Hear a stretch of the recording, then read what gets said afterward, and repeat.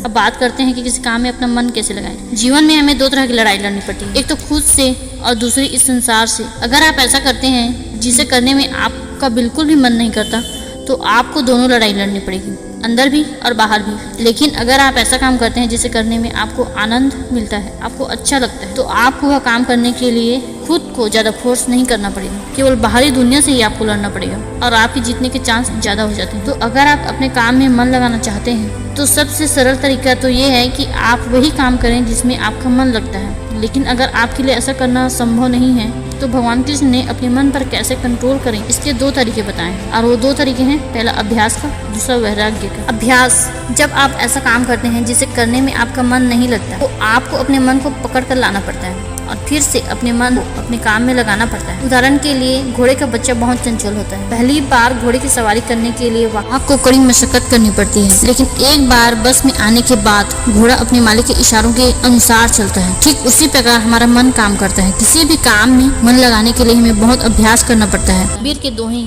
तो आपने सुनी होगी, करत करत अभ्यास के जड़मती होत सुजान, रस्सी आवत जात की सिर पर परत निशान। ये रातों रात होने वाला काम नहीं है। इस काम को करने में योग, मेडिटेशन, अच्छी पुस्तकें आपकी हेल्प कर सकती हैं। बार बार अभ्यास करने से पत्थर पर भी रस्सी के निशान पड़ जाते हैं। दूसरा है वैराग्य। एक बार मन को नियंत्रित करने के बाद फिर से ये गलत रास्ते पर ना चला जाए, इसके लिए हमें वैराग्य की जरूरत होती है। वैराग्य का मतलब होता है मोह, माया, लोभ, काम आदि से दूर रहना।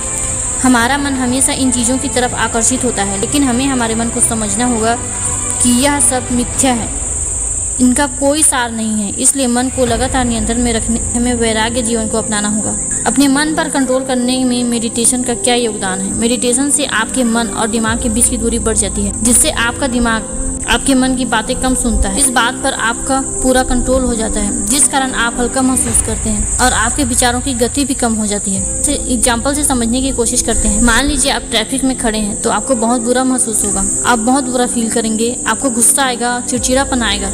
लेकिन इसी ट्रैफिक को अगर आप आसमान से देखें तो आपको अच्छा महसूस होगा, आपकी फीलिंग अलग होगी, आपको बिल्कुल भी गुस्सा नहीं आएगा, क्योंकि आपकी और ट्रैफिक के बीच की दूरी है, मतलब कि आप उस मुसीबत में अभी नहीं हैं। यही बात दिमाग और मन पर भी लागू होती है। मेडिटेशन के द्वारा आप इन दोनों के बीच की दूरी को बढ़ा सकते हैं। मेडिटेशन से एकाग्रता बढ़ती है और इसी वजह से बढ़ती है क्योंकि आपके दिमाग और मन के बीच की दूरी बढ़ जाती है। और जब आप कोई काम करते हैं तो आपका मन भी लगता है और आपके विचार आपको ज़्यादा परेशान भी नहीं करते।